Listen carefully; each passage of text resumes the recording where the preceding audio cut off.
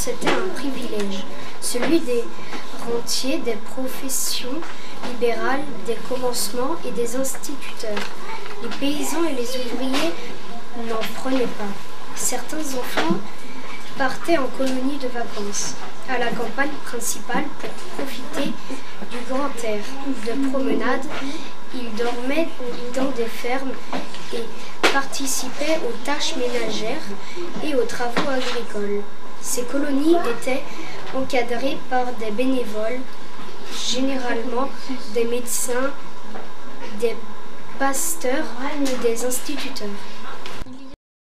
Il y a 100 ans, les écoles n'étaient pas mixtes. Les cours étaient séparés par un mur. On allait à l'école primaire à partir de 7 ans.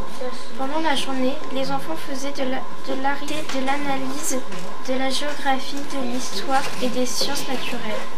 Les filles apprenaient également la couture et le tricot. Les garçons faisaient des travaux manuels. Début 1914, l'école devient obligatoire jusqu'à 14 ans. Mais à cause de la guerre, cette mesure ne sera respectée qu'en 1918. Il y a 100 ans, les Français mangeaient beaucoup de pain. Pas des baguettes, mais du gros pain en boule de 6 kilos. Ils buvaient aussi beaucoup de vin, 142 litres en moyenne par an et par personne, femmes et enfants compris.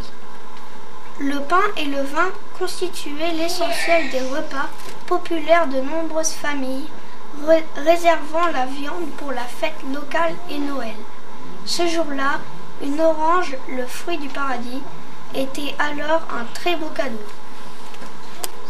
Il y a 100 ans, nous aurions déjà enterré bien des proches et peut-être serions-nous déjà morts nous-mêmes. L'espérance de vie était alors de 50 ans. Un nouveau-né sur 5 ne dépassait pas les 3 ans et sa mort était considérée par son père comme un non-événement. Tout, il y a 100 ans, le samedi 1er août 1914, à 16 h, tous les clochers de France font entendre un sinistre tocsin. C'est la mobilisation générale. 4 jours après que l'Autriche-Hongrie ait déclaré la guerre à la Serbie, suite à l'assassinat le 28 juin 1914 de l'archiduc d'Autriche à Sarajevo, l'Allemagne déclare la guerre à la Russie et adresse un ultimatum à la France qui la soutient. Le 3 août, l'Allemagne déclarera la guerre à la France et le 4 août, ses troupes violeront la neutralité de la Belgique. Toutes les grandes nations européennes entrent dans le conflit avec l'idée qu'il sera court. Il y a 100 ans, début de la Première Guerre mondiale.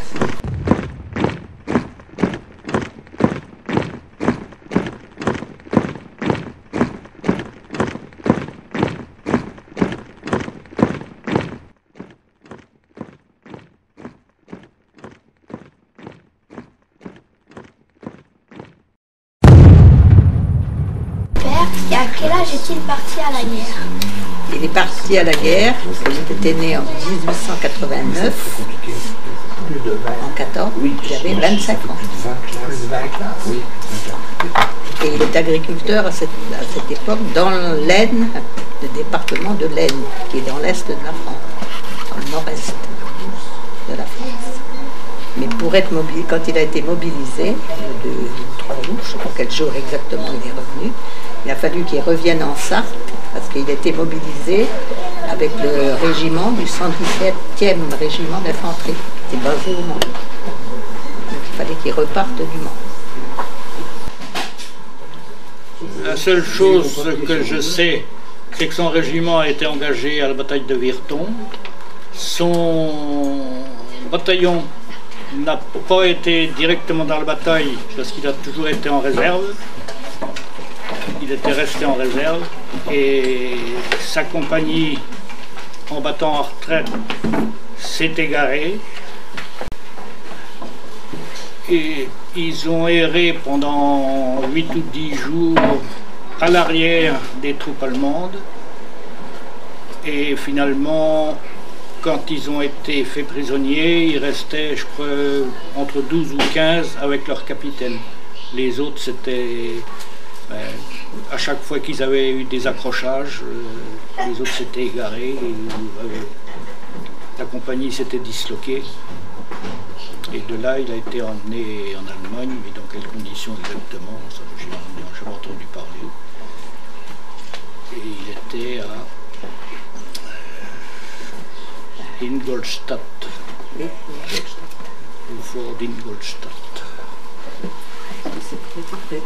La bataille de Virton, c'est une des batailles les plus meurtrières du conflit. Oui. 25 000 morts français le même jour. Au début, mais déjà. 22 août. Ils étaient en réserve dans un chemin creux et ils voyaient les blessés défiler devant eux. En fait, dans le temps, il est mort plus de gens en une journée qu'à Verdun. Or, nous, dans notre inconscient collectif, Verdun, c'est très important. Oui. Or, Verdun est moins meurtrier que Virton, où il meurt environ 25 000 Français. Horreur.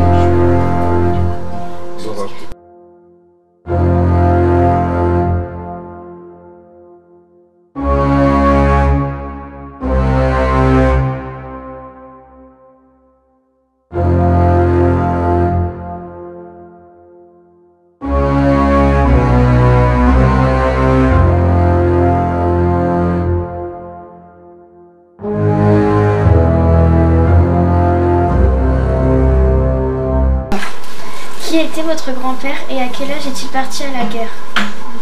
Mon grand-père s'appelait Foutier-Georges. Mais il est parti à la guerre, je ne vous dirai pas l'âge, je m'en souviens pour moi. Mais il est parti à la guerre, je sais, les premiers jours d'août 1914. Ça, il en parlait assez souvent. Quelle bataille lui a le plus marqué? La bataille, surtout la bataille du chemin des dames. Le chemin des dames qui a duré, je crois, pendant toute la guerre. Une partie de la guerre. Mon grand-père était comme artilleur. Et il parlait souvent des canons de 75. Il paraît que c'était un canon qui faisait beaucoup de dégâts sur l'ennemi. Il me disait aussi que c'était pas toujours facile de faire acheminer ou de faire suivre les canons suivant la bataille, car souvent c'était dans des chemins, mauvais chemins, pour eux, et à ce moment-là, ce n'était tiré qu'avec des chevaux, parce qu'il n'y avait pas encore de tracteurs pour traîner ces engins de guerre. Alors c'était toujours les chevaux qui traînaient ces canons vers le front. Mais souvent il me parlait souvent de ce fameux canon de 75. Parce que notre famille maternelle était des Ardennes. Et Marc Barbier a parlé du chemin des dames. Et notre famille a passé 4 ans à quelques kilomètres. Il y avait combien pour le chemin des dames? Ils entendaient le canon du chemin des dames. Ils entendaient le canon. C'était à 10 km des tranchées. À peine 10 km. Et c'était une petite commune, la dernière commune des Ardennes. Il y avait encore des civils avant le front. Et toutes les maisons étaient réquisitionnées forcément par la troupe. Parce que une commune où il y avait 350 habitants, il y avait quelquefois 10 000 hommes de troupes allemandes qui occupaient et qui se changeaient tous les 4 jours. Tous les 4 jours, il y en avait un groupe qui montait au front. Donc il y avait une nuit tous les 4 jours où pratiquement les civils ne pouvaient pas dormir. Il y avait le brouhaha, le fruit.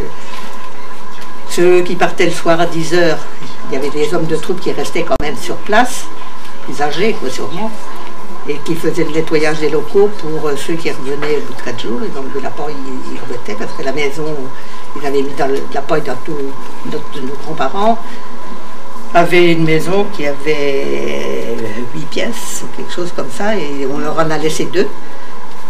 Et l'accès à la cuisine, mais avec les Allemands qui l'occupaient aussi quand même.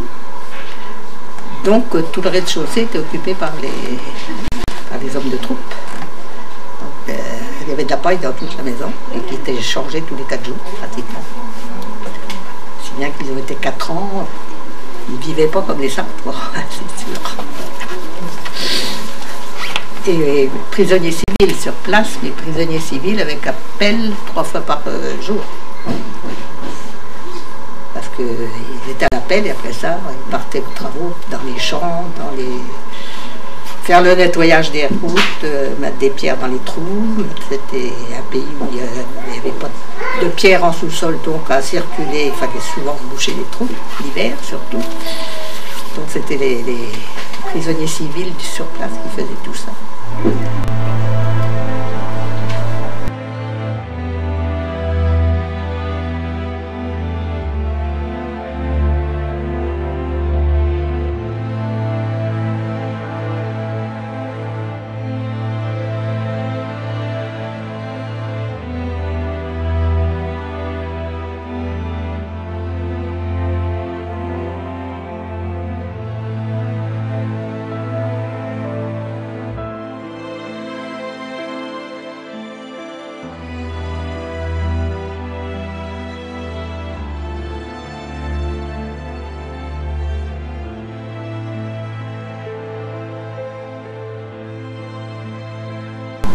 Comment se déroulait la vie de famille en votre absence? Ah, la vie de famille, c'est difficile bien sûr, parce que mon grand-père était sur une exploitation moyenne, quoi, qui s'appelait le chêne vert. Le travail était resté, c'est-à-dire que le travail était fait par les femmes. Mais bon, j'avais une entraide assez importante entre voisins, surtout au moment des semis et surtout au moment des récoltes. Parce qu'il fallait penser à faire les récoltes. Alors là, les travaux étaient en principe tous faits avec l'ancêtre des voisins, mais aussi l'ancêtre familial, il ne faut pas oublier. Parce que les grands-parents de mes grands-parents, les grands-parents Fouquet, ont aidé beaucoup à travailler la femme durant la vie. Puis ils avaient à cœur, ces femmes, de faire le travail et de faire des récoltes surtout, pour continuer de nourrir la population et aussi nos soldats qui se battaient sur le front. Mon grand-père est rentré de la guerre et bon, l'exploitation a continué après, quoi. Mais c'était un soulagement pour les femmes, parce que les femmes ont travaillé très dur pendant cette guerre. Parce qu'ils avaient le travail à faire et la responsabilité de l'exploitation.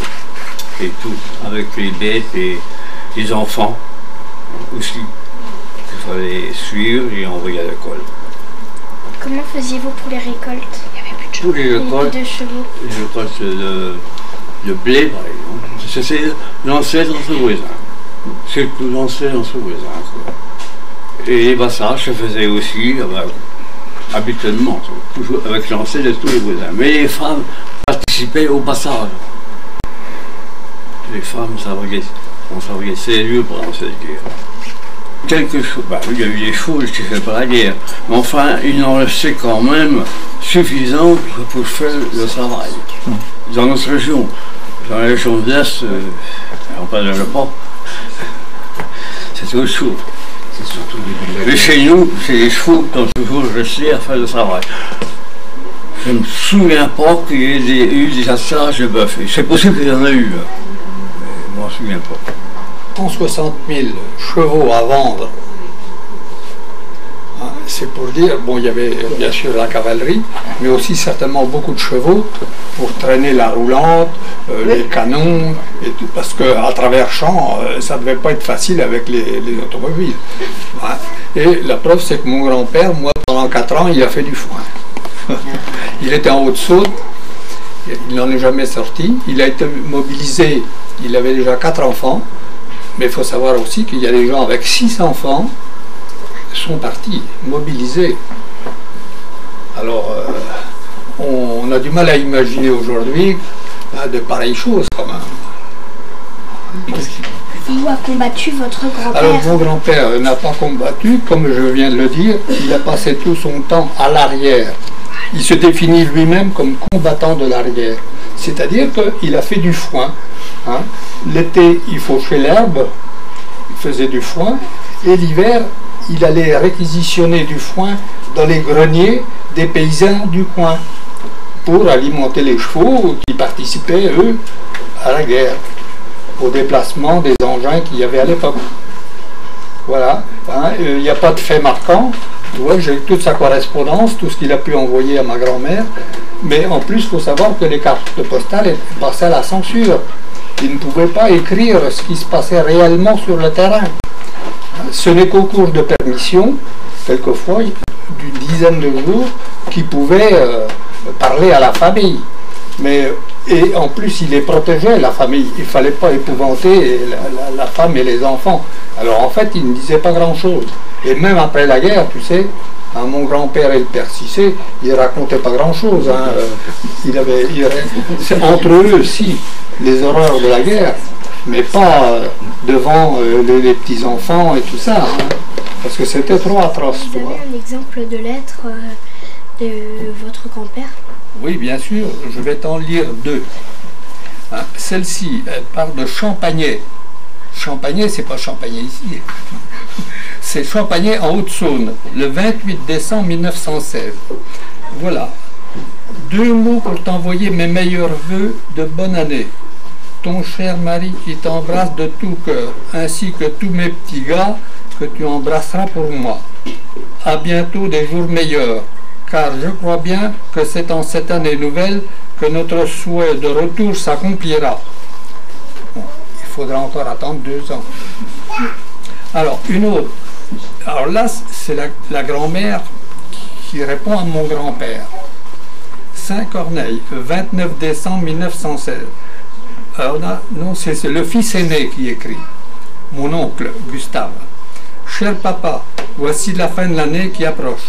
Et quand tu recevras ma lettre, que l'autre sera commencée, pour cela que je t'envoie ces quelques mots de ma part et de la part de Gabriel, mon père, d'Albert et de Maurice, qui ne savent pas écrire. Ils sont comme moi, ils t'embrassent bien fort et bien loin, et te souhaitent une bonne année et une bonne santé. Ton Gustave qui pense toujours à son cher papa. Est-ce que vous pouvez nous parler des morts de Savigny? Alors, d'abord, il faut savoir que tu peux les rencontrer, ces gens, dans 2 endroits différents à Savigny. Sur le monument aux morts, ils ont tous leur nom écrit. Et puis, dans l'église de Savigny, quand tu vas vers la nef, un petit peu vers la droite, tu as une plaque, tu verras. Moi, elle me fascinait quand j'étais enfant, cette plaque, parce que je suis de Savigny. Et il y a tous leurs noms. Il y en a 79, 18. Au début de la guerre, en 1914, il en meurt 22, tout de suite. Parce que c'est la confrontation avec les Allemands, il y a beaucoup de morts. Puis la petite, ça va voir ça à l'école, c'est une guerre de tranchée. On est dans la tranchée, on est plus ou moins protégé. Et puis, bon, l'expérience faisant que les gouvernements militaires protègent un petit peu plus leurs militaires, il va en mourir moins. Mais en tout cas, sur la guerre, sur la totalité des 4 années, 79 vont mourir. Ce qui est affreux, c'est qu'on retrouve des fratries, c'est-à-dire les 3 frères David meurent à la guerre. Un en 14, un en 16 et en 18. Les 2 jeunes frères Guillon, dont les parents avaient une épicerie pour les plus anciens où se situait M. Alain Pichon, rue Marchande, les 2 frères Guillon, qui ont 20 ans et 22 ans, meurent à 1 an d'intervalle. Mais il y a les frères, il y a les beaux-frères qui meurent aussi, beaucoup. Et puis des cousins. Toutes les familles de Savigny sont touchées, plus ou moins. Donc la moyenne d'âge, si je me souviens bien, c'est à peine 30 ans. À peine 30 ans. Donc ces 79 morts de Savigny ont à peine 30 ans en moyenne quand ils meurent au front. L'île du Berger, que tu as sûrement entendu parler. Oui. Ils sont restés 5 à la guerre. Mobilisés en même temps? 5 morts. 5 morts. Edmond et puis Émile. Et en 17. Et ils n'étaient peut-être pas tous morts de la grippe espagnole 15 jours après l'armistice. Il y en a un qui était allé se faire tuer à Salonique. Oui, c'est ça. Certains reviennent en permission, d'autres ne reviendront pas en permission. Et le village se vide complètement, là aussi, de ses habitants. Combien d'hommes et à quel âge ont-ils été mobilisés? À peu près 400, 450 hommes qui partent. Donc vous imaginez la proportion. Il ne reste que des femmes, comme M. Barbier l'a très bien dit tout à l'heure, il ne reste que des femmes, que des jeunes et que des vieux. Et ceux qui vont faire marcher Savigny, et ceux qui vont faire marcher la France pendant 4 années. Donc ces jeunes gens de Savigny-l'Évêque, nos compatriotes, des noms bien de chez nous, Barbier notamment, Guillon, enfin, Lebert, Duloir, Froger, c'est vraiment des noms du coin, c'est vraiment notre patrimoine, hein, ces gens font partie de notre patrimoine, et ça aurait pu être nous un siècle près, bien sûr.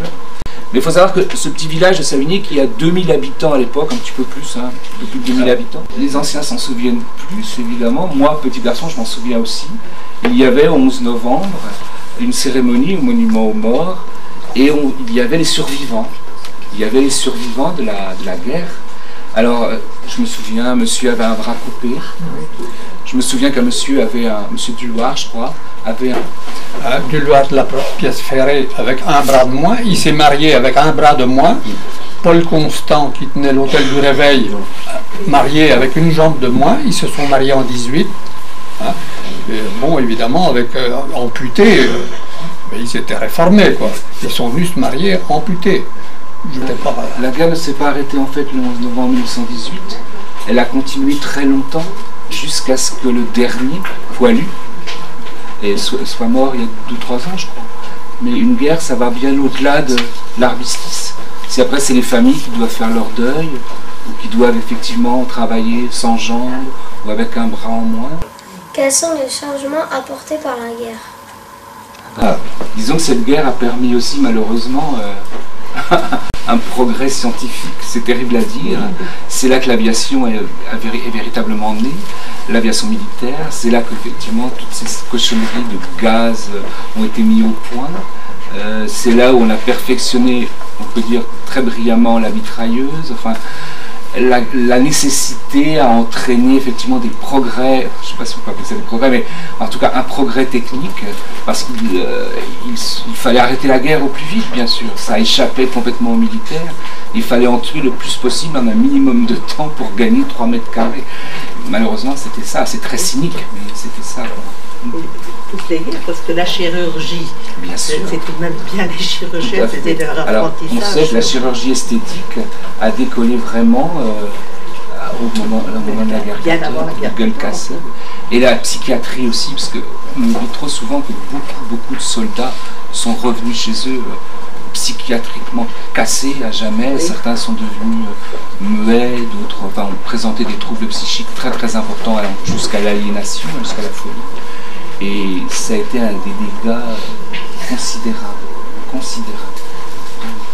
Alors, comme les femmes avaient fait face pendant la guerre, à cette époque-là, elles avaient obtenu une certaine émancipation. Au point que l'Assemblée nationale avait parlé de donner le droit de vote aux femmes. Peut-être que pour conclure, vous voulez faire passer un message à ces enfants qui sont là, qui vous ont écouté. Est-ce que vous voulez dire chacun un petit mot pour leur transmettre qu'ils apprécient au moins la paix qu'on a en ce moment relative, mais c'est tout de même la paix qu'on a pour faire. Justement, ce sont ceux qui ont connu, comme De Gaulle, qui a participé à la guerre 14-18, oui, et d'autres qui, après la dernière guerre, ont voulu l'Europe et amener, plutôt que les antagonismes qui étaient entretenus depuis 2 siècles, eh bien, enfin mettre un point final à toute cette tuerie, quoi. N'ayez pas peur des autres, apprenez des langues étrangères, visitez des pays étrangers, ça c'est important, parce qu'il faut que vous continuiez aussi l'œuvre, très modestement, mais l'œuvre justement, dont mon père parlait, des grands qui ont connu la guerre 14 et qui ne voulaient plus de ça, parce que c'est pas possible, on ne peut pas vivre comme ça tous les 30 ans, c'est inimaginable. Il était dit beaucoup de choses, bien, qui font ressortir des choses qui sont parfois oubliées, mais qui ont bien existé. Je pense que les enfants ont retenu un petit peu ce qui s'est passé, ce qui se passerait s'il venait un conflit quelconque. Ils ont pu, je pense, apparemment que la vie des femmes, mais aussi des enfants à ce moment-là, a été difficile, parce que les enfants, je pense que ça a été dit un petit peu par mon collègue Michel, quand il est arrivé à 9 ou 10 ans, je crois que l'école était finie. Il participait au cerveau d'affaires. Enfin, pour finir, il faut se souvenir que les femmes ont eu beaucoup de mal, mais beaucoup d'honneur pendant la guerre. Suite à toutes les responsabilités et tout le travail qu'ils ont pu faire.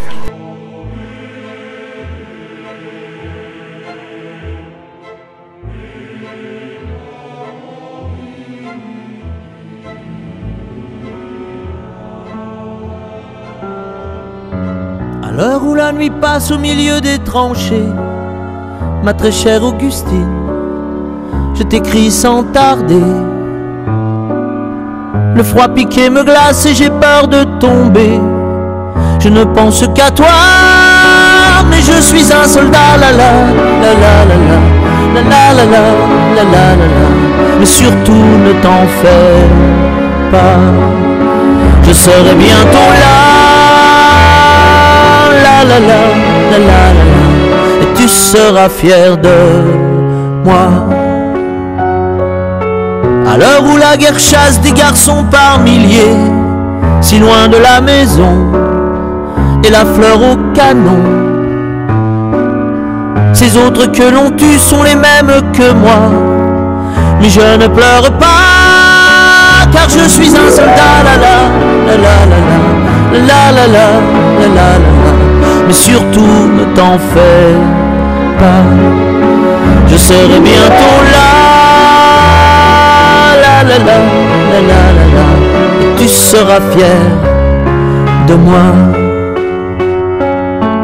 À l'heure où la mort passe dans le fleuve à mes pieds, de la boue qui s'en va, des godasses et des rats,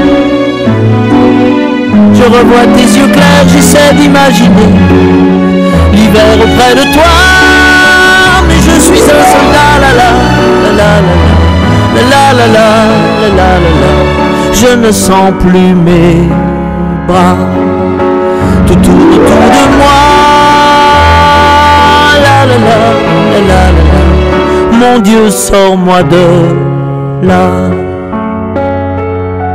Ma très chère Augustine, j'aimerais te confier nos plus beaux souvenirs et nos enfants rêvés. Je crois pouvoir le dire, nous nous sommes aimés. Je t'aime une dernière fois, je ne suis qu'un soldat, la la la la la la la la la la la. Non, je ne reviendrai pas, la la la la la la la la la la.